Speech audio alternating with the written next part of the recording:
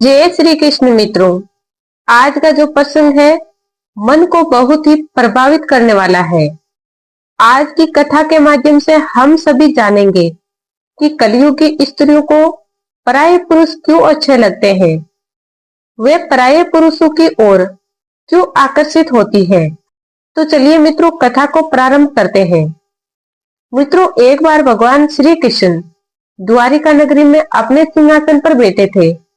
तभी आकाश मार्ग से होते हुए देवऋषि नारद जी नारायण नारायण का जप करते हुए भगवान श्री कृष्ण के पास आते हैं और उन्हें प्रणाम करते हैं। फिर भगवान श्री कृष्ण देवऋषि नारद जी से कहते हैं, हे ब्रह्मनंदन, आज अचानक से द्वारिका नगरी में किस प्रयोजन से आना हुआ? सब कुशल मंगल तो है? भगवान श्री कृष्ण की बात सुनकर देवऋषि नारद जी कहते हैं, हे प्रभु, आज जब मैं आकाश मार्ग में विचरण कर रहा था तो मैंने देखा कि धरती लोक पर कुछ स्त्रियां अपने पतियों से छुप छुपाकर पराये पुरुषों के साथ संबंध बना रही थी और उन्हें ऐसा पाप करते हुए तनिक भी शर्म नहीं आ रही थी। ऐसा घृणित दृश्य देखकर मेरे मन में प्रश्न उठने लगा कि आखिर किस कारण कलयुग की स्त्रियां अन्य पुरुष की ओर आकर्षित हो रही है। हे प्रभु, इसी प्रश्न का उत्तर पाने की जिज्ञासा में मैं आपके पास आया हूँ। फिर भगवान श्री कृष्ण देवऋषि नारद जी से कहते हैं, हे देवऋषि, आज आपने ये प्रश्न पूछकर संसार की समस्त मानव जाति का कल्याण किया है। आज मैं आपको आपके इन प्रश्न का उत्तर एक अत्यंत ही प्राचीन और सच्ची घटना पर आधारित एक कथा के माध्यम से देना चाहता हूँ। परंतु याद रहे, इस कथा को प्रारंभ से अंत तक सुनना है, तभी आपको आपके प्रश्नों का उत्तर मिलेंगे। तब देवऋषि नारद जी भगवान श्री कृष्ण से कहते हैं, हे प्रभु, मैं आपको वचन देता हूँ कि मैं इस कथा को शुरू से लेकर अंत तक पूरा अवश्य सुनूंगा और इस कथा का समस्त संसार में प्रचार प्रसार भी करूंगा। प्रिय मित्रों, मेरा आप सभी से निवेदन है कि आप सभी लोग इस कथा को शुरू से लेकर अंत तक पूरा अवश्य सुने और इस कथा का ज्यादा से ज्यादा प्रचार प्रसार करें, जिससे कि संसार की समस्त स्त्री और उनके पति के बीच एक अटूट प्रेम भाव बना रहे। मित्रों, भगवान श्री कृष्ण कथा सुनाते हुए कहते हैं, हे देवऋषि नारद, ये कथा उस समय की है जब द्वापर युग का अंत हो रहा था और कलयुग की शुरुआत हो रही थी। उस समय निषाद नाम का एक देश था और उस देश में वीरसेन नाम का एक राजा शासन करता था। राजा वीरसेन अत्यंत ही पराक्रमी और साहसी था। उन्हें युद्ध कौशल में परास्त हासिल थी। उसके राज्य में प्रजा बहुत खुश थी। हे देवऋषि, राजा वीरसेन के एक पुत्र था जिसका नाम था नल। राजा वीरसेन ने आगे चलकर अपने पुत्र नल को निषाद देश का उत्तराधिकारी घोषित कर दिया और उसे राजा बना दिया। राजा नल भी अपने पिता के समान पराक्रमी और साहसी था। वह सभी गुणों से परिपूर्ण था, परंतु उसकी एक बहुत गंदी आदत थी। वह आदत थी जुआ खेलने की। उसी समय विदर्भ देश में भीष्म नाम के एक राजा राज्य करते थे। राजा भीष्म भी नल के समान ही सर्वगुण संपन्न और पराक्रमी थे, लेकिन राजा भीष्म की कोई संतान नहीं थी। इस बात से वे बहुत ही चिंतित रहते थे। एक दिन राजा भीष्म के दरबार में एक तेजस्वी संत महात्मा आते हैं। राजा भीष्म साधु महात्मा की खूब सेवा करता है। राजा की सेवा भक्ति से प्रसन्न होकर वह सन्यासी महात्मा राजा भीष्म को संतान प्राप्ति का मार्ग बताते हुए कहते हैं, हे राजन, मेल से सुदूर कोस पर एक कुटिया है। वहां दमन्य ऋषि रहते हैं। यदि तुम उन्हें पसंद कर लोगे तो वे तुम्हें अवश्य ही संतान प्राप्ति का वरदान देंगे। इतना कहकर वे साधु महात्मा दरबार से चले गए। फिर राजा भीष्म ने महर्षि दमन को पसंद करके उनके वरदान से 4 संतानें प्राप्त की, जिनमें से 3 पुत्र और 1 कन्या थी। पुत्रों के नाम थे दमदांत और दमन। पुत्री का नाम था दमयंती। मित्रों, दमयंती स्वर्गलोक की अप्सराओं के समान रूपवती थी। उसके नेत्र कमल की पंखुड़ी के समान थे। आगे भगवान श्री कृष्ण कहते हैं, हे देवऋषि, उन दिनों अनेकों लोग विदर्भ देश के निषाद राज्य में आते और राजा नल के सामने राजकुमारी दमयंती के रूप और गुणों का बखान करते और निषाद राज्य के विदर्भ में जाने वाले भी दमयंती के सामने राजा नल के रूप, गुण और पवित्र चरित्र का वर्णन करते। इस प्रकार धीरे धीरे दोनों के हृदय में पारस्परिक प्रेम अनुराग उत्पन्न हो गया। मित्रों, उस समय तीनों लोकों में राजकुमारी दमयंती के समान कोई भी सुंदर स्त्री नहीं थी और उसके सौंदर्य के चर्चे तीनों लोकों में होते रहते थे। सभी असुर और देवता, यहाँ तक कि उसे समय के सभी राजा भी दमयंती से विवाह करना चाहते थे। ऐसे ही दिन बीत रहे थे। एक दिन राजा नल अपने महल में टहल रहे थे। तभी उनकी नजर राजमहल के उद्यान सरोवर में क्रीड़ा कर रहे कुछ हंसों पर पड़ी। इतने सुंदर हंसों को देखकर राजा नल से रहा नहीं गया और उन्होंने एक हंस को पकड़ लिया। वे हंस राजा नल के हाथों से अपने आप को छुड़ाने का प्रयास करने लगा, किंतु वे राजा नल के हाथों से स्वयं को नहीं छुड़ा सका। अंत में थक हार कर उस हंस ने कहा, हे राजन, यदि आप मुझे छोड़ देंगे तो मैं सभी हंस विश्व सुंदरी राजकुमारी दमयंती के पास जाकर आपके गुणों का ऐसा वर्णन करेंगे कि वे आपकी प्रशंसा सुनकर आपको अवश्य वर लेगी। हंस की ये बात सुनकर नल ने हंस को छोड़ दिया। फिर वे सब हंस उड़कर विदर्भ देश में गए। राजकुमारी दमयंती ने जब अपने हंसों को देखा तो वह बहुत प्रसन्न हुई और हंसों को पकड़ने के लिए उनकी ओर दौड़ने लगी। दमयंती जिस हंस को पकड़ने के लिए दौड़ती, वही हंस बोल उठता कि अरे दमयंती, निषाद राज्य में एक नल नाम का बहुत ही सुंदर राजा है। वे अश्विनी कुमार के समान सुंदर है। मनुष्यों में उसके समान पृथ्वी लोक पर और कोई नहीं है। वे मानो साक्षात कामदेव का स्वरूप है। यदि तुम उसकी पत्नी बन जाओगी तो तुम्हारा जन्म और रूप दोनों सफल हो जाएंगे। फिर हंस ने कहा, राजकुमारी, हमने देवता, गंधर्व, मनुष्य, सर्प और राक्षसों को घूम घूम कर देखा है, परंतु नल के समान कहीं सुंदर पुरुष देखने में नहीं आया। जैसे तुम स्त्रियों में रत्न हो, वैसे ही राजा नल पुरुषों में भूषण है। तुम दोनों की जोड़ी बहुत ही सुंदर होगी। उस हंस की बात सुनकर राजकुमारी दमयंती के मन में राजा नल से मिलने की उत्सुकता होने लगी।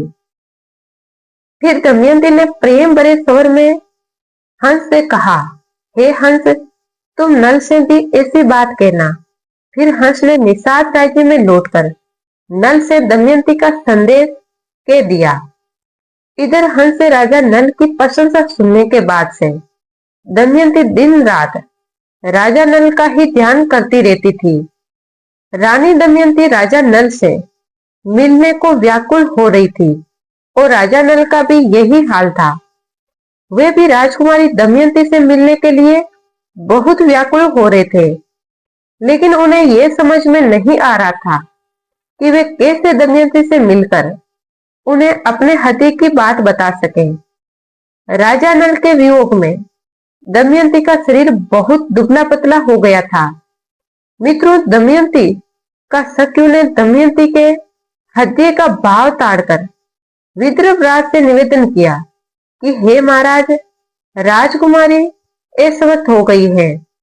राजा भीष्म ने अपनी पुत्री के संबंध में बहुत विचार किया कि ऐसा मेरी पुत्री के साथ क्यों हो रहा है। फिर अंत में वे इस निर्णय पर पहुंचे कि मेरी पुत्री अब विवाह के योग्य हो गई है, इसीलिए अब मुझे इसका स्वयंवर कर देना चाहिए। राजा भीष्म ने अपने मंत्रियों और सैनिकों को आदेश दिया कि पृथ्वी लोक पर जितने भी राजा महाराजा हैं, उन सभी को राजकुमारी दमयंती के स्वयंवर का निमंत्रण भेज दिया जाए। मित्रों, राजकुमारी दमयंती के स्वयंवर का निमंत्रण मिलते ही दूर दूर से राजा महाराज अपने हाथी, घोड़े और रथों की ध्वनि से पृथ्वी को मखुरित करते हुए सज धज कर विदर्भ देश में पहुंचने लगे। राजा भीष्म ने सबके स्वागत सत्कार की समुचित व्यवस्था कर रखी थी।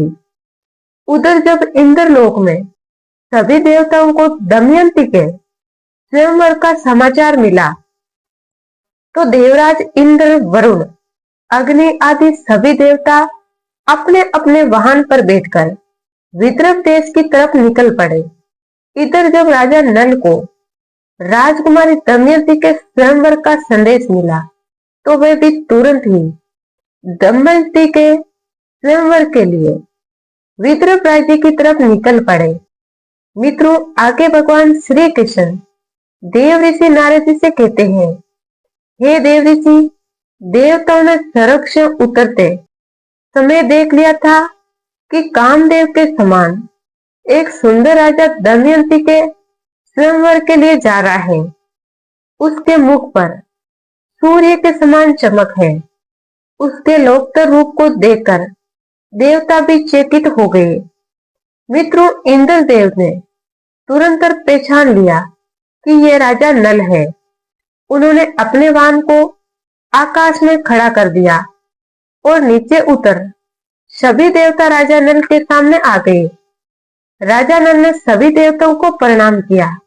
फिर देवराज इंद्र ने राजा नल से कहा, हे वत्स नल, आप बहुत ही रूपवान और गुणवान हैं, साथ ही सत्यवर्ती भी हैं।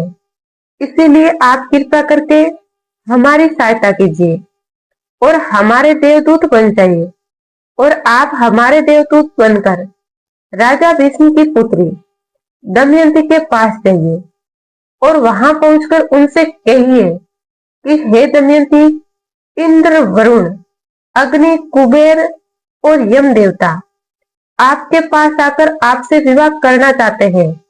इनमें से आप जिस देवता को चाहे उस देवता को अपना पति स्वीकार कर लीजिए। मित्रों, देवराज इंद्र की ये बात सुनकर राजा नल ने दोनों हाथ जोड़कर कहा, हे इंद्र, लोक के स्वामी, आप वहां आप लोगों के और मेरे जाने का एक ही प्रयोजन है, इसीलिए कृपया करके आप मुझे दूत बनाकर वहां ना भेजें। यह उचित नहीं है। मनुष्य के अंदर उस स्त्री को पत्नी के रूप में पाने की इच्छा हो चुकी हो, वे भला उसको कैसे छोड़ सकता है और उसके पास जाकर ऐसी बात कैसे कह सकता है। आप लोग कृपया मुझे इस विषय में क्षमा कीजिए। मैं ये कार्य करने में असमर्थ हूँ, इसीलिए मैं आपका ये कार्य नहीं कर सकता हूँ। तब देवराज इंद्र क्रोधित होकर राजा नल से कहते हैं, हे राजन, तुम मेरा अपमान कर रहे हो। देवराज इंद्र का क्रोध देखकर राजा नल भयभीत हो गए। उन्होंने देवताओं की बात मान ली और राजा नल देवताओं के दूत बनने को तैयार हो गए और उन्होंने देवराज इंद्र की आज्ञा से दमयंती के राजमहल में प्रवेश किया। राजा नल के महल में प्रवेश करते ही दमयंती और उसकी सहेलियां भी नल के रूप को देखकर मुग्ध हो जाती है और शर्म के मारे कुछ भी नहीं बोल पा रही थी। तब राजन दमयंती से कहते हैं, हे दमयंती, मैं यहाँ देवताओं का दूत बनकर आया हूँ। फिर दमयंती ने कहा, हे राजन, मैं तो आपको अपना स्वामी मानकर स्वयं को आपके चरणों में सौंपना चाहती हूँ। जिस दिन से मैंने राजहंस की बात सुनी, तब से मैं आपसे मिलने के लिए व्याकुल हूँ। यदि आप मेरी प्रार्थना स्वीकार कर देंगे तो मैं फांसी लगाकर मर जाऊंगी। राजकुमारी दमयंती के मुख से ऐसी बातें सुनकर राजा नल ने कहा, हे देवी, आपसे स्वयं देवतागण विवाह करना चाहते हैं, तो फिर आप मुझ जैसा साधारण से मनुष्य से क्यों विवाह करना चाहती है? मैं तो इन देवताओं के चरणों की धूल के बराबर भी नहीं हूँ। आप उन्हीं में से किसी एक से विवाह कर लीजिए। देवताओं का अपमान करने पर वे क्रोधित हो जाएंगे। फिर उनके क्रोध का प्रकोप समस्त मानव जाति को सहना पड़ेगा। इसीलिए आप मेरी और इस समस्त संसार की रक्षा करें। उन देवताओं में से किसी एक देवता का चयन कर लीजिए। राजा नल की ये बात सुनकर रानी दमयंती घबरा गई। उसकी आंखों से आंसू छलकने लगे और वह मंद स्वर में बोली, मैं आपको वचन देती हूँ कि मैं आपको ही पति के रूप में वर्ण करूंगी। तब राजा नल ने कहा, परंतु इस समय मैं यहाँ देवताओं का दूत बनकर आया हूँ। अगर इस समय में अपने स्वार्थ की बात कर लूं तो ये बात सही नहीं होगी। मैं तुमसे विवाह कर सकता हूँ, लेकिन जब वे धर्म के विरुद्ध ना हो। तभी राजकुमारी बोली, इसके लिए मेरे पास एक उपाय है। यदि आप उनके अनुसार काम करेंगे तो आपको पाप नहीं लगेगा और हमारा विवाह भी संपन्न होगा। तब राजा नल ने कहा, राजकुमारी, ऐसा कौन सा उपाय है? फिर राजकुमारी दमयंती ने कहा कि आप सभी देवताओं और मनुष्य के साथ स्वयंवर में आइएगा और मैं सबको अनदेखा करके आपको ही वरमाला पहना दूंगी। राजकुमारी दमयंती की ये बात राजा नल को अच्छी तरह से समझ आ जाती है।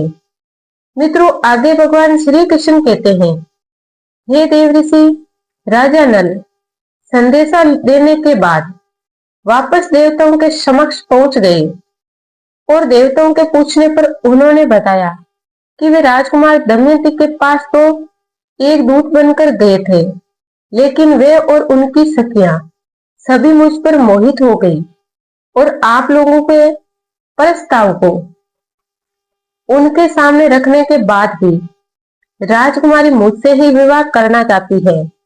लेकिन उन सभी देवताओं ने राजा नल की बातों को बिल्कुल भी सच्ची नहीं समझा और अपने मन में कहा कि हम किसी भी तरह से इसका विवाह राजकुमारी दमयंती से नहीं होने देंगे। अब कुछ समय बाद स्वयंवर की घड़ी आ गई थी। राजा भीष्म ने सभी देवताओं और राजाओं को स्वयंवर में बुलाया। उसके बाद सभी राजा अपने अपने स्थान पर आकर बैठ जाते हैं। थोड़ी देर बाद राजकुमारी दमयंती को स्वयंवर सभा में लाया गया और सभी राजाओं से राजकुमारी का परिचय कराया जाने लगा। वह उन्हें देखकर आगे बढ़ने लगी। तभी इसी कतार में राजकुमारी को एक ही स्थान पर राजा नल के सामने दिखने वाले 4 राजकुमार खड़े दिखाई दिए। उन्हें देखकर सभा में उपस्थित सभी लोग परेशान थे कि ये असली नल कौन होगा, लेकिन दमयंती जरा भी विचलित नहीं हुई। राजकुमारी को यह समझते देर नहीं लगी। वह समझ चुकी थी कि ये देवताओं की माया है। कुछ देर सोचने के बाद अंत में राजकुमारी दमयंती ने निश्चय किया कि इस समस्या से बाहर निकलने के लिए वे देवताओं से ही सहायता मांगेगी और वे अपने हाथ जोड़कर देवताओं की स्तुति करने लगी और कहने लगी, हे देवतागण, मैंने राजहंस के मुख से राजा नल का वर्णन सुनकर उन्हें अपने पति के रूप में स्वीकार कर लिया है। हे देवतागण, यदि मैं सच्ची और पतिव्रता हूँ तो कृपया आप मेरी मदद कीजिए और आप सभी देवतागण अपने साक्षात रूप में प्रकट होकर मेरी सहायता कीजिए, जिससे मैं राजा नल को पहचान सकूं। राजकुमारी दमयंती के भक्ति भाव से सभी देवता प्रसन्न हो जाते हैं और अपने असली रूप में आ जाते हैं। फिर राजकुमारी दमयंती राजा नल के पास जाकर उनके गले में वरमाला पहना दिया और राजा नल का वरण कर लिया। अब इधर सभी देवता राजकुमारी दमयंती का स्वयंवर पूरा होने के बाद वापस स्वर्ग की ओर जा रहे थे। तभी अचानक से उसी समय उन्हें रास्ते में उनकी कलयुग और द्वापर युग से भेंट हो जाती है, जिन्हें देखने के बाद देवराज इंद्र ने कलयुग से पूछते हुए कहा, हे कलयुग, तुम दोनों कहाँ जा रहे हो? तब कलयुग ने देवराज इंद्र को जवाब देते हुए कहा कि हम दोनों दमयंती के स्वयंवर में उससे विवाह करने जा रहे हैं। कलयुग की ये बात सुनकर देवराज इंद्र ने कलयुग को बताते हुए कहा कि अरे कलयुग, स्वयंवर तो कब का पूरा हो गया। दमयंती ने राजा नल से विवाह भी कर लिया है। हम सभी लोग तो सिर्फ उन्हें देखते ही रह गए। देवराज इंद्र के मुख से यह सुनकर कलयुग बहुत ही गुस्से में उन देवताओं से कहता है कि ये तो अनर्थ हो गया। आप लोगों के रहते हुए भी ये अनर्थ कैसे हो गया? नल तो राजकुमारी दमयंती के बिल्कुल भी लायक नहीं है और उसने दमयंती से विवाह करके आपसे भी देवताओं का घोर अपमान किया है। इसीलिए उसे इस अपराध का दंड अवश्य मिलना चाहिए। तभी उन देवताओं ने कलयुग से कहा, हे कलयुग, दमयंती ने हमारी आज्ञा प्राप्त करके ही नल से विवाह किया है, क्योंकि नल वास्तव में सर्वगुण संपन्न है और दमयंती के लिए योग्य भी है। राजा नल धर्म के बहुत बड़े ज्ञानी है, इसीलिए राजा नल को श्राप देना या कोई दंड देना नरक में पाप भोगने के समान है और ये एक महापाप भी है। हम उन्हें कोई दंड या श्राप नहीं दे सकते। इतना कहकर सभी देवता आगे बढ़ जाते हैं, लेकिन कलयुग और द्वापर युग इसी विषय पर बात कर रहे थे।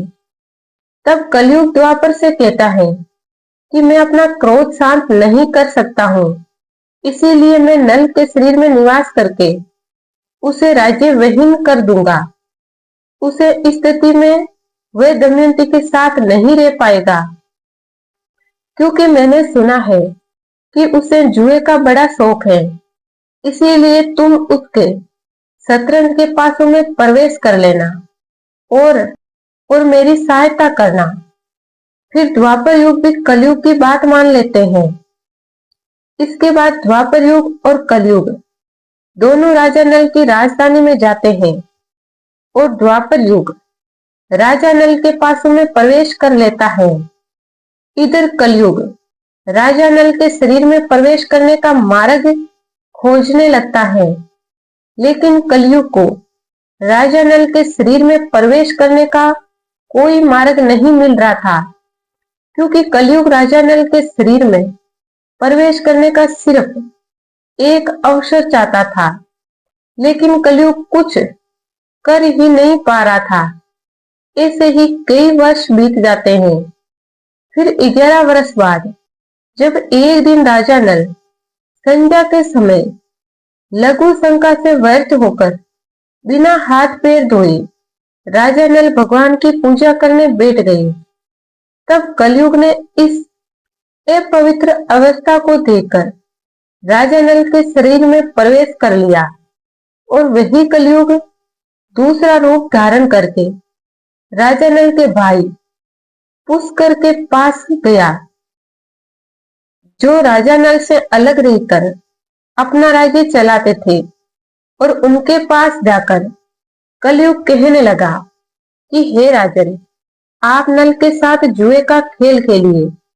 मैं आपको वचन देता हूँ, मैं निश्चित ही आपको राजा नल का राज्य जीतने में आपकी पूरी तरह से सहायता करूंगा।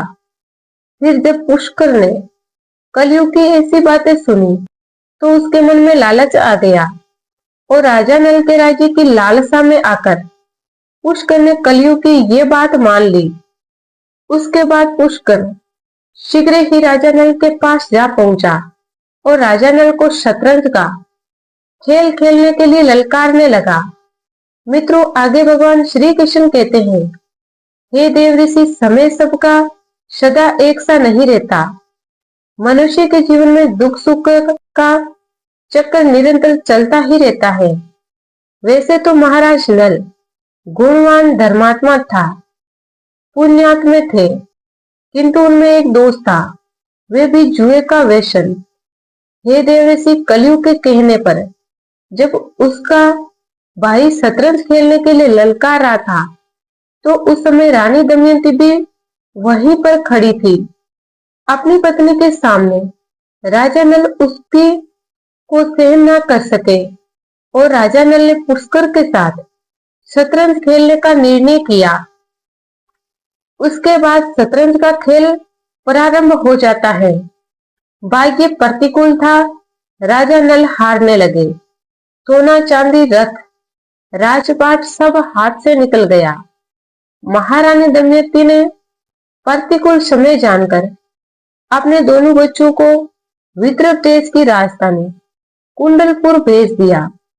मित्रों, जब ये बात राजा नल की प्रजा और मंत्रियों को पता चली कि राजा नल शतरंज में सब कुछ हारते हुए चले जा रहे हैं, तब उन्होंने राजा नल को बहुत रोकना चाहा, लेकिन उन्होंने किसी की भी बात नहीं मानी और वे तब तक नहीं रुके जब तक कि वे अपना सारा धन हार ना गए। फिर जब मंत्रियों ने रानी दमयंती के पास आकर उन्हें राजा नल को रोकने का संदेश पहुंचाया, तब रानी दमयंती भी राजा नल के पास आई और उन्होंने राजा नल से कहा कि हे स्वामी, आपकी सारी प्रजा आपके दुख के कारण घबराई हुई है। इतना कहकर दमयंती बहुत जोर जोर से विलाप करने लगी, लेकिन राजा नल कलयुग के वश में होने के कारण उसकी एक भी बात नहीं सुन पा रहे थे, क्योंकि राजा नल जिन पासों से शतरंज खेल रहे थे उन पासों पर द्वापर युग का निरंतर था। इसीलिए राजा नल जो भी पासे फेंकते थे वे पासे उनके प्रतिकूल ही पड़ते थे, जिससे राजा नल अपना सारा धन हार गए। फिर अंत में सब कुछ जीतने के बाद पुष्कर ने कहा, मैं तुम्हारा जीता हुआ धन और राजपाट तुम्हें सब कुछ वापस कर दूंगा, लेकिन बदले में तुम्हें अपनी पत्नी दमयंती को मुझे सौंपना होगा। पुष्कर के मुख से ऐसे शब्द सुनकर राजा नल ने अपनी मान से तलवार निकालकर उसके गर्दन पर रख दी, किंतु वह कुछ नहीं कर सकता था, क्योंकि अब उसके पास कुछ नहीं रह गया था। मित्रों, राजपाट हारने के बाद राजा नल और दमयंती वनों में इधर उधर भटकने लगे। राजा नल ने अपनी पत्नी की ओर देखा तो उसकी आंखों में आंसू भर आए। फिर दमयंती ने कहा, हे स्वामी, क्या आपको लगता है कि मैं आपको छोड़कर अकेले कहीं जा सकती हूँ? मैं आपके साथ रहकर ही आपके दुखों को बांटना चाहती हूँ। दुख में आपका साथ देना मेरा सबसे पहला धर्म है। ऐसा कहकर रानी दमयंती नल के मन के दुखों को थोड़ा हल्का कर देती है। अब तो राजा नल और रानी दमयंती की हालत इतनी खराब हो गई थी कि उन्हें खाने के लिए भोजन तक नसीब नहीं होता था।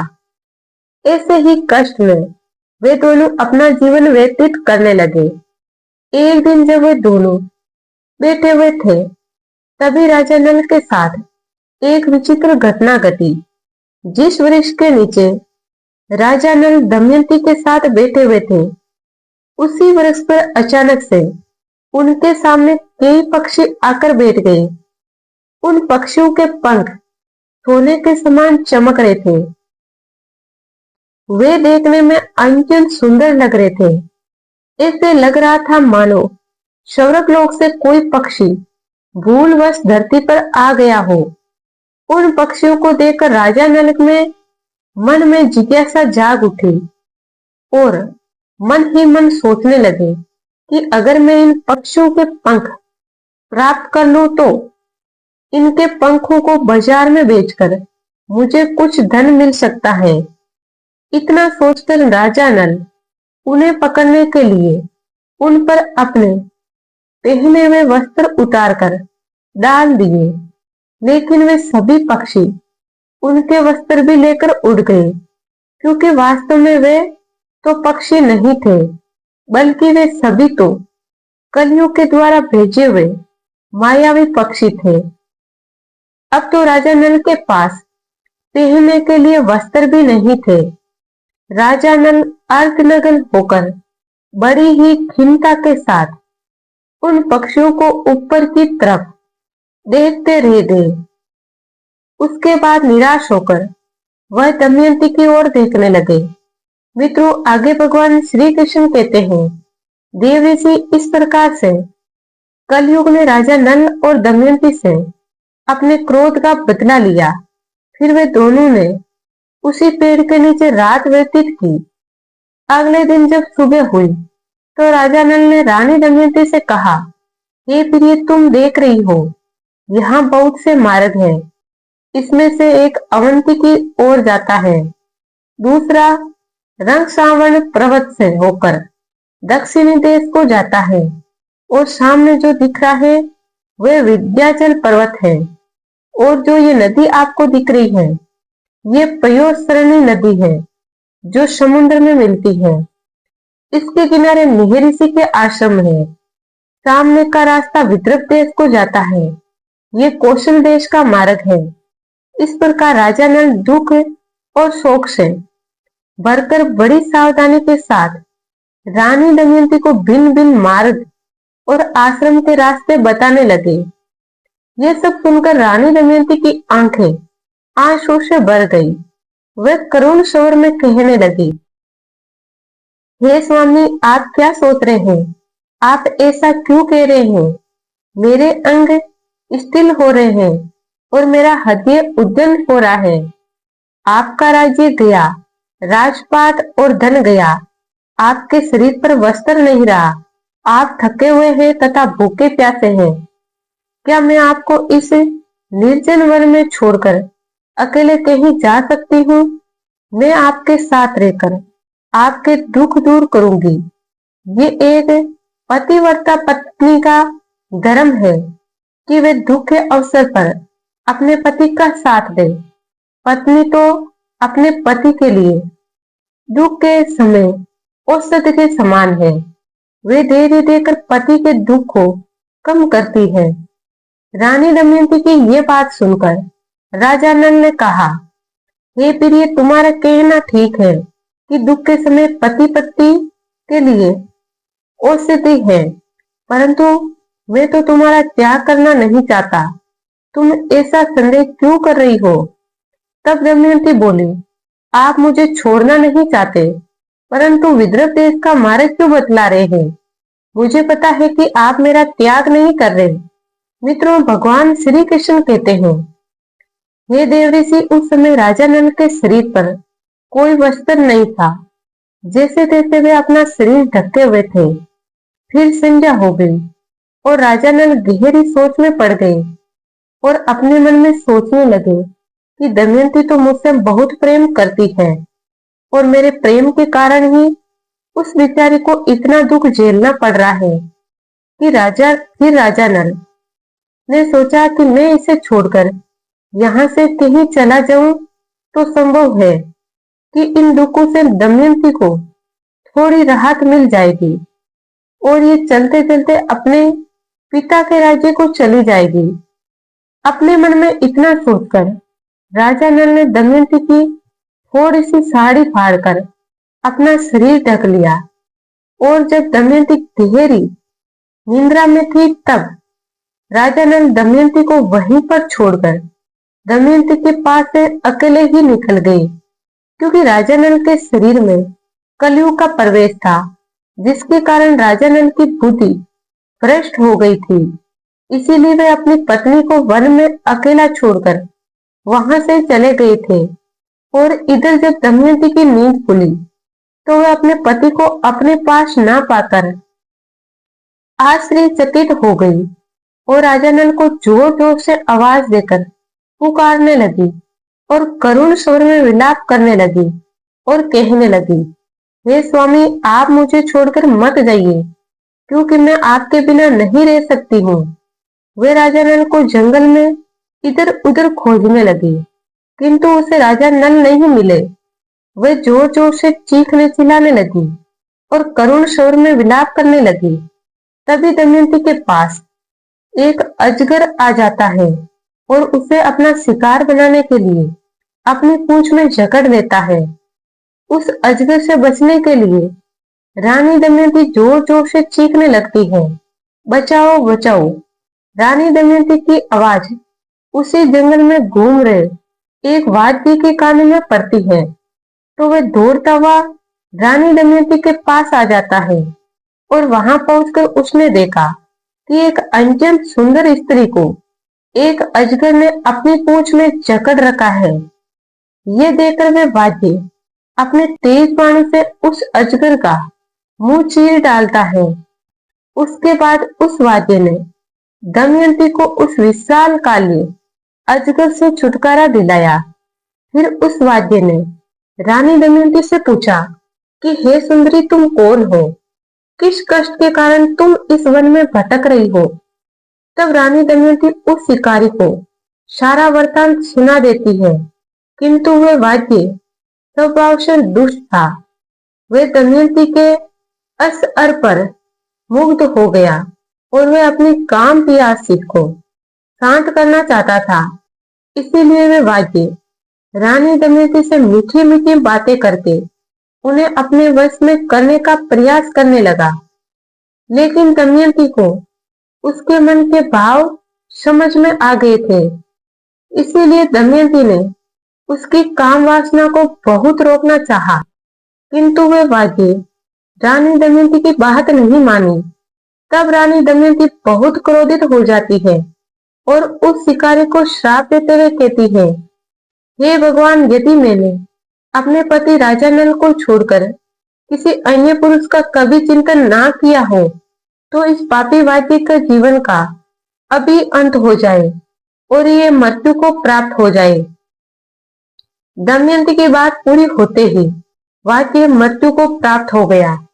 उस शिकारी के मर जाने के बाद दमयंती उस घने वन में खो जाती है। मित्रों, एक फिर से काल चक्र का पहिया घूम गया और भगवान की कृपा से चलते चलते रानी दमयंती उत्तर की ओर बढ़ने लगती है। चलते चलते दमयंती को 7 दिन और 7 रात बीत जाते हैं। देवयोग से वे अगले दिन शाम के 6 दिन सूर्य सुबह के राज्य में जा पहुंचती है। वहां सभी लोग दमयंती को पागल समझ रहे थे और कुछ बच्चे उन्हें परेशान भी कर रहे थे, उसे चिढ़ाकर भाग रहे थे। तभी अचानक से दमयंती के ऊपर उस राज्य की राजमाता की नजर पड़ती है। तब उस राज्य की राजमाता अपनी दासी से कहकर दमयंती को अपने पास बुलाकर उससे पूछते हुए कहती है, हे सुंदरी, तुम कौन हो और ऐसे क्यों घूम रही हो? क्या तुम्हें अकेले घूमते हुए डर नहीं लगता? फिर दमयंती राजमाता से कहती है कि मैं एक पतिव्रता स्त्री हूँ, मैं कुलीन हूँ और मैं एक राजा की धर्म पत्नी हूँ। तब राजमाता दमयंती से कहती है, ठीक है, तुम हमारे महल में ही रुक जाओ। राजमाता की बात सुनकर दमयंती कहती है, मैं यहाँ रह तो सकती हूँ, लेकिन आपको मेरी 3 शर्तें माननी पड़ेगी। पहली शर्त, मैं कभी किसी का जूता नहीं खाऊंगी। दूसरी शर्त, मैं कभी अपना माथा नहीं धोऊंगी। तीसरी शर्त, पराये पुरुष से मैं कोई मतलब नहीं रखूंगी। अगर आपको मेरी ये 3 शर्तें मंजूर है, तभी मैं यहाँ रुकूंगी, नहीं तो मैं अभी यहाँ से जा रही हूँ। उसके बाद राजमाता दमयंती की इन तीनों शर्तों को मान लेती है। फिर दमयंती उसी राज्य में रहने लगती है। वहीं दूसरी तरफ राजा नल उस घने वन में इधर उधर भटक रहे थे।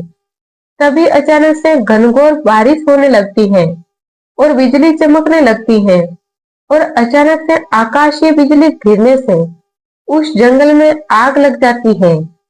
उसके थोड़ी देर बाद राजा नल को किसी के चिल्लाने की आवाज सुनाई देती है। उसे सुनकर राजा नल उस तरफ दौड़ पड़े।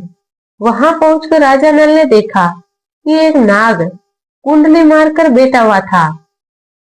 मित्रों, आगे भगवान श्री कृष्ण कहते हैं, हे देव ऋषि, वे नाग राजा नल के पूछने पर अपना सारा वृत्तांत बताते हुए कहता है, हे राजन, मैं करकोटक नाम का सर्प हूँ। मैंने अपने गुरु को धोखा दिया था, इसीलिए उन्होंने मुझे ये श्राप दे दिया था कि जब तक राजा नल तुम्हें अपने हाथों से ना उठा ले, तब तक तुम यहीं पड़े रहोगे और राजा नल के उठाने पर ही तुम्हें इस श्राप से मुक्ति मिल पाएगी। उनके श्राप के कारण ही मैं कई वर्षों से यहाँ पड़ा हुआ हूँ। इसीलिए हे राजन, आप मेरी रक्षा कीजिए। यदि आप मेरी मदद करेंगे तो मैं आपको एक बात बताऊंगा जो आपके हित के लिए होगी। हे राजन, आप मेरा विशालकाय शरीर को देखकर घबराइए नहीं। मैं भी अपने इस विशालकाय शरीर को छोटा कर लेता हूँ और हल्का हो जाता हूँ। इसके बाद देखते ही देखते वे नागराज बहुत ही छोटे हो गए। फिर राजा नल उस सर्प को उठाकर उसे वन से बाहर ले गए। तब वे करकोट नाम का सर्प राजा नल से कहता है कि हे राजन, आप मुझे अभी जमीन पर मत रखना, पहले आप कुछ कदम गिनकर चलिए। तब राजा नल 1 2 3 करते हुए यूं ही पृथ्वी पर जैसे ही 10वां कदम रखते हैं, तभी अचानक से करकोट सर्प ने राजा नल को डस लिया। क्योंकि करकोट सर्प का ये नियम था कि जब भी कोई 10 बोलता था तो वे उस व्यक्ति को डस लेता था। फिर जब राजा नल ने देखा कि उसी सर्प ने उसे डस लिया है जिसे उन्होंने अपने हाथों से उठा रखा है, ये देखकर राजा नल को बहुत आश्चर्य होता है। अभी राजा नल कुछ बोलते उसके पहले ही करकोट नाग राजा नल से कहता है कि हे राजन, मैंने आपको इसलिए डस लिया जिससे आपका रूप बदल जाए और आपको कोई पहचान ना सके, क्योंकि कलयुग ने आपको बहुत दुख दिया है। अब मेरे विष के कारण वह आपके शरीर पर बहुत दुखी रहेगा और वह आपको परेशान नहीं करेगा। आपने मेरी रक्षा की है, इसीलिए मेरे विष के कारण आपको हिंसक पशु पक्षी या फिर शत्रु का भी कोई भय नहीं रहेगा और अब आप पर किसी भी विष का प्रभाव नहीं होगा। युद्ध में सदैव आपकी जीत होगी। राजा नल से इतना कहने के बाद करकोट सर्प ने राजा नल को कुछ दिव्य वस्त्र भी दिए। उसके बाद वे नाग वहां से अंतर्ध्य हो गया। फिर राजा नल वहां से चलकर 10वें दिन राजा रथुकुंड की राजधानी अयोध्या में पहुंच गए और वहां पहुंचकर राजा रथुकुंड से निवेदन किया कि हे महाराजा, मेरा नाम बाहुक है। मैं घोड़ों को हाँकने तथा उन्हें तरह तरह की चालें सिखाने का काम करता हूँ। मुझे घोड़ों की विद्या में महारत हासिल है। मेरे जैसा निपुण इस समय पृथ्वी पर और कोई नहीं है। कृपया आप मेरी आजीविका का निश्चय करके मुझे रख लीजिए। बहाक अजाज राजा नल की ये बात सुनकर राजा रथपुर ने कहा, हे बाहुक, तुम भले आदमी लग रहे हो, परंतु मैं शीघ्रगामी सवारी को विशेष पसंद करता हूँ। इसीलिए अब से तुम ऐसा काम करना कि मेरे घोड़ों की चाल तेज हो जाए। इसी क्षण मैं तुम्हें अश्व लाद कर करेगी। जिसके अतिरिक्त तुम्हारे पास निषाद राज्य के राजा नल का पुराना सारथी वह सब और जीवलग, अब से तुम आनंद पूर्वक मेरे दरबार में रह सकते हो। मित्रों, आगे भगवान श्री कृष्ण कहते हैं, हे देवऋषि राजा, रथपुर से आदर सत्कार पाकर राजा नल बाहु के रूप में विशाल और जीवलग और घोड़ों को चाल सिखाने लगे। दिन भर काम के बाद जब राजा नल शाम को सोने के लिए जाते तो दमयंती का स्मरण करके दुखी हो जाते। उधर जब विद्रभ नरेश भीष्म को यह समाचार मिला कि मेरे दामाद राजा नलराज पाठ से हाथ धो बैठे हैं और उन्हें राज्य से निकाल दिया गया है और वे मेरी पुत्री दमयंती के साथ वन में चले गए हैं। मित्रों, ये सब सुनकर राजा भीष्म बहुत दुखी हो जाते हैं। फिर वे महामंत्री की सलाह से योजना बनाते हैं।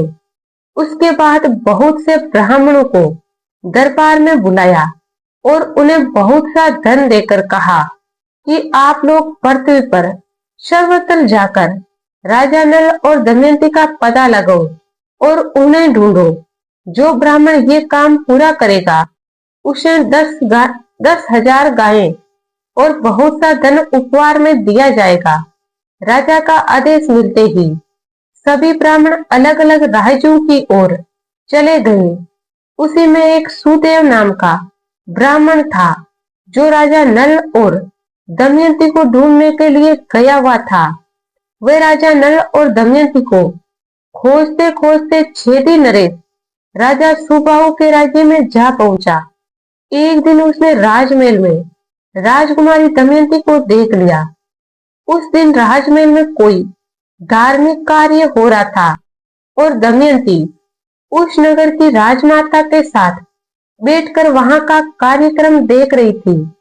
जब सुदेव ब्राह्मण ने दमयंती को देखा तो वह सोचने लगा कि ये तो राजकुमारी दमयंती के समान दिख रही है। मैंने इनको जैसा पहले देखा था वैसा ही अभी देख रहा हूँ। फिर वह हिम्मत जुटाए हुए रानी दमयंती के पास गया और प्रणाम करते हुए कहा, विद्रभ नंदिनी, मैं तुम्हारे भाई का मित्र सुदेव ब्राह्मण हूँ और महाराज की आज्ञा से तुम्हें ढूंढने के लिए यहाँ आया हूँ। तुम्हारे माता पिता और भाई ऐसे आनंद है। आपके दोनों बच्चे भी विद्रभ देश में सकुशल हैं, लेकिन आपके वियोग में सभी परिवार के लोग प्राणहीन होकर जीवन जी रहे हैं। आपको ढूंढने के लिए सैकड़ों ब्राह्मण पृथ्वी पर घूम रहे हैं। मित्रों, दमयंती ने सुदेव ब्राह्मण को पहचान लिया। फिर रानी दमयंती सब कुशल मंगल पूछने लगी और पूछते पूछते रो पड़ी। तभी राजमाता ने दमयंती को रोते हुए देख लिया और वे सुदेव के पास जाकर उससे पूछते हुए कहती है, हे ब्राह्मण, ये किसकी पत्नी है और किसकी पुत्री है और तुमने इन्हें कैसे पहचाना? फिर सुदेव ने राजा नल और दमयंती का जीवन चरित्र राजमाता को सुनाया और कहा कि हे राजमाता, जैसे राख में दबी हुई आंच से गर्मी की पहचान हो जाती है, वैसे ही देवी के सुंदर रूप से मैंने इन्हें पहचान लिया। फिर राजमाता ने अपने हाथों से दमयंती का ललाट धो दिया, जिससे उसकी भुवों के बीच का लाल चिन्ह चंद्रमा के समान प्रकट हो गया। ललाट का तिल देखकर राजमाता रो पड़ी। उन्होंने 2 घड़ी के लिए दमयंती को अपने सीने से लगा लिया। फिर राजमाता ने कहा, हे पुत्री, मैंने तुम्हारे माथे के इस तिल से पहचान लिया कि तुम मेरी बहन की पुत्री हो। तुम्हारी माता मेरी सगी बहन है। हम दोनों दशावत्री पुत्री हैं और मैं तुम्हारी सगी मौसी हूँ। फिर दमयंती ने अपनी मौसी को प्रणाम करते हुए कहा, हे माँ, मुझे आपकी मदद चाहिए। आप मुझे मेरे पिता के राज्य में भेजकर मेरी इच्छा पूर्ण करें। फिर राजमाता ने अपने पुत्र से कहकर पालकी मंगवाई, भोजन, वस्त्र और बहुत सी वस्तुएं देकर एक बड़ी सेना संरक्षण में राजकुमारी दमयंती को विदा कर दिया। मित्रों, विद्रभ देश में दमयंती का बड़ा स्वागत सत्कार हुआ। दमयंती अपने माता पिता से मिलकर बहुत खुश हुई। फिर विद्र नरेश राजा विष्णु को अपनी पुत्री के मिलने जाने से बहुत प्रसन्नता हुई और उन्होंने सुदेव नामक ब्राह्मण को 100 गायें और बहुत सा धन उपहार में दिया। फिर कुछ दिन बाद दमयंती ने अपनी माता से कहा, माँ जी, मैं आपसे सत्य कहती हूँ, यदि आप मुझे जीवित देखना चाहती हैं, तो पिताजी से कहकर आप मेरे पति को ढूंढने का उपाय कीजिए, अन्यथा मैं उनके वियोग में प्राण त्याग दूंगी। अपनी पुत्री की यह बात सुनकर रानी ने अपने पति राजा भीष्म से कहा कि हे स्वामी, हमारी पुत्री दमयंती अपने पति के बिना बहुत चिंतित है। उसने बहुत उदास होकर कहा कि वह अपने पति के बिना जीवित नहीं रह सकती। इसीलिए मैं आपसे निवेदन करती हूँ कि राजा नल को खोजने का कोई उपाय कीजिए। अपनी पत्नी की ये बात सुनकर राजा भीष्म ने कहा, हे प्रिय, तुम चिंता मत करो, मैं अवश्य ही कोई उपाय करता हूँ। फिर राजा नल ने अपने आश्रित ब्राह्मणों को बुलाया और राजा नल की खोज के लिए उन्हें नियुक्त कर दिया। फिर सभी ब्राह्मण राजकुमारी दमयंती के पास जाकर बोले, राजकुमारी, हम सभी राजा नल का पता लगाने के लिए जा रहे हैं, परंतु हम में से किसी ने कभी राजा नल को नहीं देखा है, हम उन्हें कैसे पहचानेंगे? ब्राह्मण की बात सुनकर राजकुमारी दमयंती ने कहा, आप लोग जिस राज्य में जाएं, वहां मनुष्य की भीड़ में और राज दरबार में ये बात कहना, मेरे प्यारे छलिया, तुम मेरी साड़ी में से आधी फाड़कर तथा मुझे दासी को वन में सोती छोड़कर कहाँ चल गए? तुम्हारी वे दासी अभी उसी अवस्था में तुम्हारे आने की राह देख रही है और तुम्हारे वियोग में तड़प रही है। इस प्रकार से उस भीड़ में मेरी दशा का वर्णन कीजिए। यदि उस भीड़ में इस प्रश्न का कोई मनुष्य उत्तर दे दे तो वे कौन है, कहाँ रहता है, इन बातों का पता लगा लीजिए। और यदि कोई मनुष्य कुछ कहता है तो मुझे आकर बताना। और फिर सभी ब्राह्मण और सुदेव राजकुमारी दमयंती से आज्ञा लेकर राजा नल को खोजने के लिए निकल पड़ते हैं। लेकिन बहुत ढूंढने के बाद भी राजा नल उन्हें नहीं मिलते। फिर बहुत दिनों तक ढूंढने खोजने के बाद सुदेव ब्राह्मण ने महल में आकर दमयंती से कहा, राजकुमार, राजकुमारी, मैं आपके कहने के अनुसार निषाद नरेश नल का पता लगाते हुए अयोध्या जा पहुंचा। वहां मैंने राजा रथुकुल के पास जाकर भरी सभा में आपकी कही हुई बात दोहराई, परंतु वहां किसी ने कुछ उत्तर नहीं दिया। फिर जब मैं चलने लगा तब राजा के एक सहारथी ने मुझे एकांत में बुलाकर कहा, ब्राह्मण कुलीन स्त्रियां कष्ट पाकर भी अपने शील और पतिव्रता धर्म की रक्षा करती है और अपने सतीत्व के बल पर स्वर्ग जीत लेती है। यदि मनुष्य ऐसी स्त्री का परित्याग भी कर देता है तो वे इसका विरोध नहीं करती। वे अपने सदाचार की रक्षा करती है, क्योंकि वे जानती है कि त्यागने वाला विपत्ति में पड़ने के कारण दुखी हो रहा था। इसीलिए उस मनुष्य पर क्रोध करना उचित नहीं होगा। इतना कहकर वे सारथी वहां से चला गया। फिर आगे बताते हुए सुदेव ने कहा, हे राजकुमारी, वे सारथी देखने में अत्यंत कुरूप था। उसके छोटे छोटे हाथ थे, वे देखने में भोला सा था। मित्रों, इतना कहकर सुदेव राजमहल में चला गया। फिर दमयंती ने रोते हुए अपनी माता को सारी बात बताई। तब दमयंती की माता उससे कहती है कि तुम अभी इस बात को अपने पिता से मत कहो, मैं अभी इस काम के लिए सुदेव को भेज देती हूँ। तब दमयंती सुदेव के पास जाकर उससे कहती है कि हे सुदेव, आप जल्द से जल्द अयोध्या नगरी में जाकर राजा रथपुर से ये बात कहना कि राजा भीष्म की पुत्री दमयंती फिर से स्वयंवर में व्यवस्था अनुसार पतिवरण करना चाहती है। इस स्वयंवर में बड़े बड़े राजा, महाराजा और राजकुमार आ रहे हैं। स्वयंवर की तिथि अगले दिन के लिए निर्धारित की गई है। इसीलिए यदि आप हो सके तो आ जाइए, क्योंकि वे कल सूर्योदय के समय दूसरा पति वरण करेगी। मित्रों, आगे भगवान श्री कृष्ण कहते हैं, हे देव ऋषि, राजकुमारी दमयंती की बात सुनकर ब्राह्मण सुदेव अयोध्या गए और उन्होंने राजा रथुकुण को सारी बात बता दी।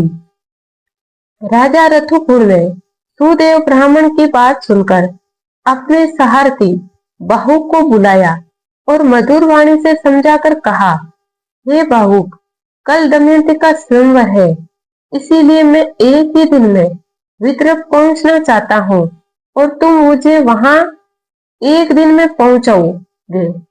मित्रों, राजा रथुकुण की बात सुनकर नल का कलेजा फटने लगा, मानो उसके पैरों तले से जमीन खिसक गई हो।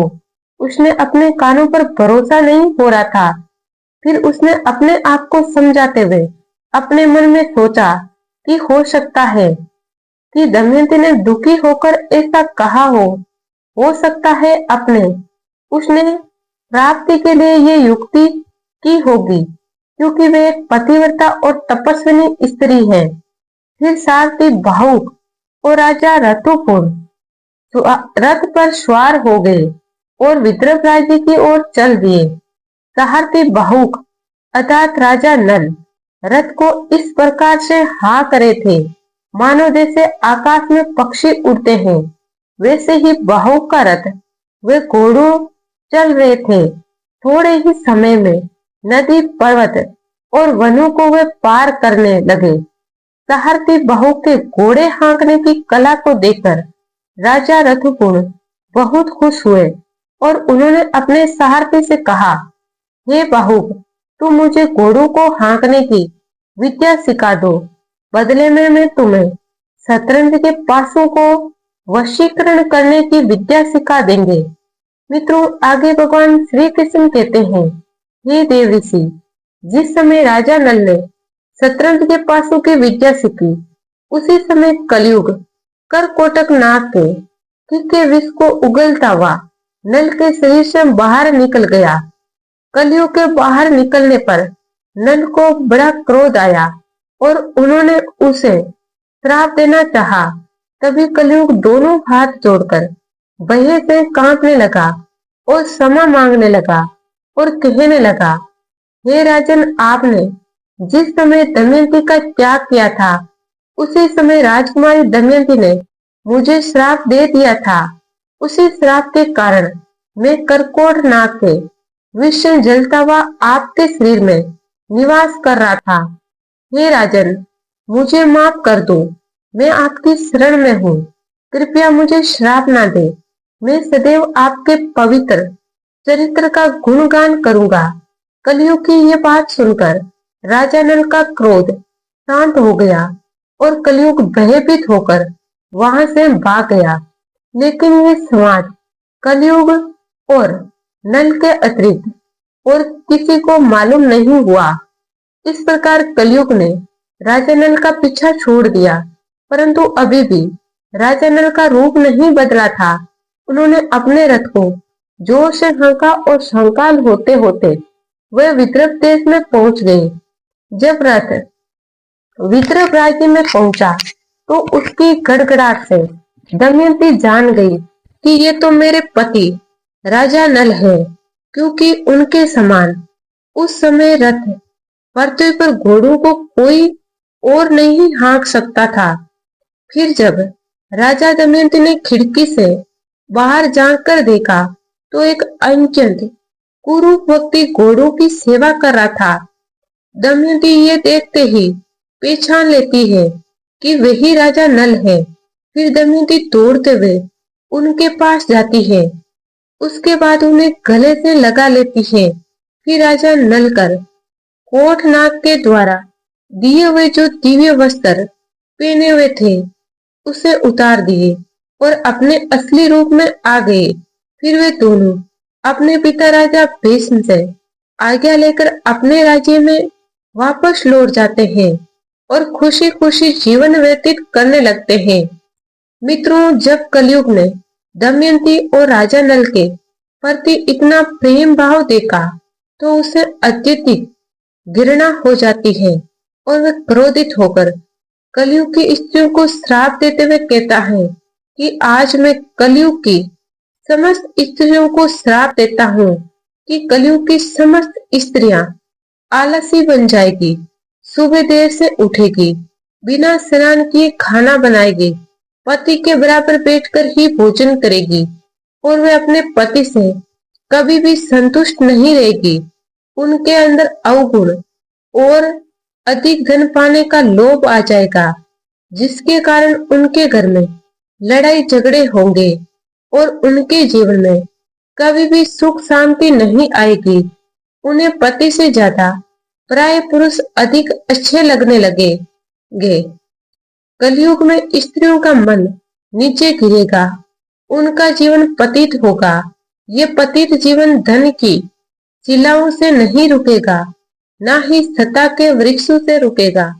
और कलयुग की बहुत कम स्त्रियां होगी जो सही समय पर विवाह करेंगी और अपने पतिव्रता धर्म का पालन करेगी। कलयुग की स्त्रियां कम वस्त्रों का परिधान करेगी, उन्हें ऐसा करना बहुत अच्छा लगेगा और उनका प्रेम भी झूठा होगा। वे अपने माता पिता और पति की अनुमति के बिना ही इधर उधर विचरण करेगी, अपने प्रेमियों के साथ गलत संबंध स्थापित करेगी, केवल दिखावे मात्र के लिए ईश्वर की पूजा करेगी। लेकिन आगे भगवान श्री कृष्ण कहते हैं, हे देव ऋषि, कलयुग में जो भी मनुष्य सच्चे मन से धर्म का पालन करते हुए ईश्वर का नाम स्मरण करते रहेंगे, उन्हें इन सभी पापों से मुक्ति मिल जाएगी। उसके ऊपर कलयुग के श्राप का कोई असर नहीं होगा, उसके ऊपर सदैव मेरी कृपा बनी रहेगी।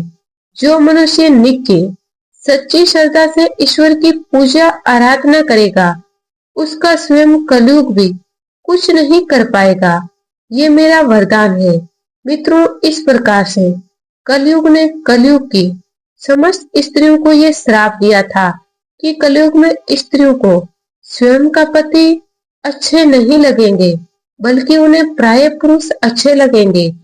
मित्रों, भगवान श्री कृष्ण देव ऋषि नारद जी से कहते हैं, हे देव ऋषि, अब तो आपको आपके सभी प्रश्नों के उत्तर मिल ही गए होंगे।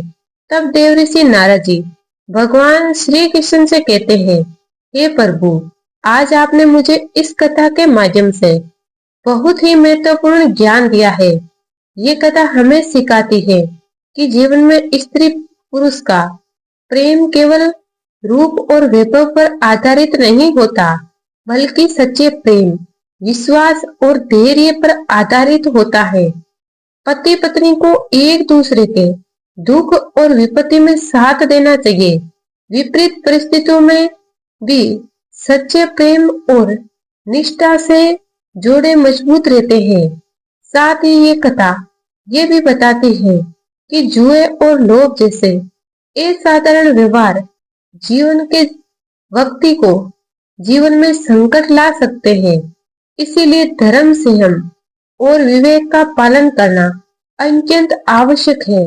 मित्रों, इस प्रकार से आज की ये ज्ञानवर्धक कथा समाप्त हुई। आशा करती हूँ आप सभी को इस कथा से बहुत कुछ सीखने को मिला होगा। आप सभी से निवेदन है कि कमेंट बॉक्स में सच्ची श्रद्धा से जय श्री कृष्ण, जय श्री राम जरूर लिखें।